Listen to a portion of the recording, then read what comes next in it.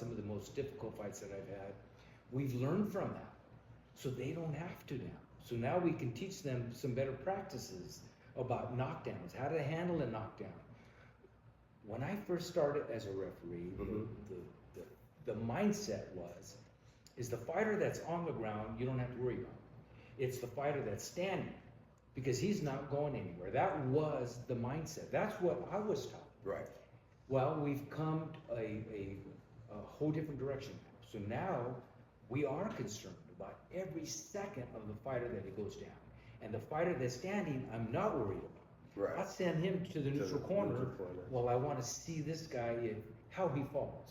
Does he put his hands out? In boxing, as a referee, we call that, did he engage his parachute? Right.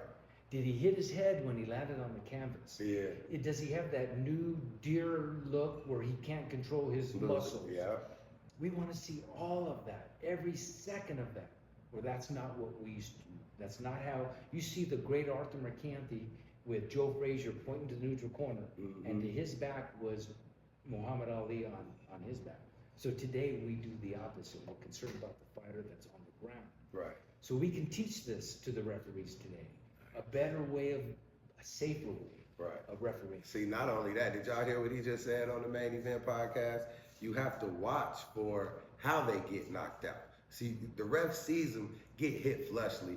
Then it's how does he fall? If he's falling but he's bracing himself, he might not be too knocked out because he knows he can brace himself for the fall. But if he's hitting his head on the back of the canvas, then, okay, this might be kind of hard. I don't know if I should give him a standing 8 count or if I should, like how do you, if they get up by 8 and they're wobbly, do you still give them a couple seconds and let them get back? Because they did train so much for this moment. You know what I mean? And they got the heart, but sometimes heart can get you killed in this sport too. That's perfectly put. Sometimes the referee's got to protect the fighter from himself. From himself, yes, sir. But a couple of things to say about that. First off, and just for clarity, the count is the referee's count. Okay. So yes, in fact, the referee is to count to 10 or to 8 if it's a mandatory 8. Right. But it's the referee's count. So when he goes down, the timekeeper automatically starts the count. The referee picks up the count from the timekeeper, and now it becomes my count. So I can say 4, 5, because now I'm evaluating the fighter. This is my count. It's not 4, 5, 6, 7. It's not that count. Right. It's not a computer count. It's the referee's count. In the mindset of safety of the fighter. Right. So the counter that you pick up from, you're using his time to evaluate him before you pick up his time. That is correct. And once I pick it up, today. That's beautiful. And once I pick it up, he sits down and stops counting. Okay. There's times that I haven't picked up the count up until 5 because I was concerned about what was going on here. Right. So the timekeeper starts it he starts it right away. And I'll say down, I'll command down, I'll send this fighter to the neutral corner, and I might have not picked it up till 5. And then 6, 7, 8. Now there's one thing that we can do now. That we're teaching, and this is all in our ABC referee's guide or referee's manual, and that is called a gate test. Okay. So when I say 8, tell you to go this way. And when you go that way and you're fine, now you come back and I wipe your gloves. Right. What's the gloves wiping for? I always wanted to know that. Is get that extra Vaseline 100 years ago, because they always do that. Give me your gloves. There was rosin in the ring. 100 years ago, there was rosin in the ring because there were leather soles. So, I just say 100 years ago. It's okay. It's boxing history, baby. We gotta know. Tell us. But it was rosin. When we used to fight, I had leather soles. There was like a kitty litter box. We used to go in there, and that was rosin, and we'd wipe our feet in this rosin, and then get in the ring. This rosin was like a chemical mixed with sawdust, and that sawdust it gave you traction with those leather soaps.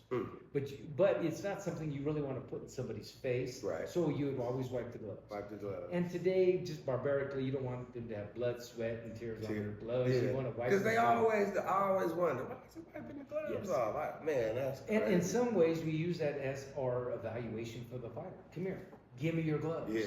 Do you know where you at? Yes, and if they're able to do that, then most likely we're going to allow them to fight. especially if it was a flash knockdown. Now I'm not going to make him Right. do the gate test. Right. Or if it was a body shot, I'm not going to have him do the gate test. But if it was a knockdown that you can go either way with this, but more, it's best that you see what he does. Right. Go this way. He goes that way. Come here. And now if he takes that walk that way and he's, you know, hurt, he's a hurt fighter, I can't allow him to take another punch. Right. No, that is true. That is true. Now, my next question, and we're going to wrap it up soon. I could be here for 8 hours talking to this man. There's so much history. What about the fighters who, you know, they out on their feet, but then they wake up as soon as you wave the fight off like they could have fought? I see them do that all the time. They be out, and then as soon as you wave the fight off, they go, what? Oh, man, I was ready. I was up. Like, how do you go, man, chill out. You know you was out on your feet, bro. I saved you. Or, you know, how does that work? That happens, you know, it happens in boxing. Most of the time the fighters are straight up fighters, and they're hurt and they don't want to quit. You know, they're a man. They got people there and they'd rather say, hey, the referee stopped the fight too soon. And, you know, all of that's fine. The referee has broad shoulders. They have to be able to take that. But most of it is body language. I know when a fighter's done by the body language. In fact, there's sometimes that I'll be counting and the fighter will be going just like this. And I'm getting ready to ask him if he wants to fight, and he's already telling me No, he's done. I don't want no and more. it's almost that obvious, but you begin with experience to read their language, to really know if they're ready to fight, if they want to fight. Right. I can't make a guy fight if he's He done. doesn't want to. Yeah. Yeah.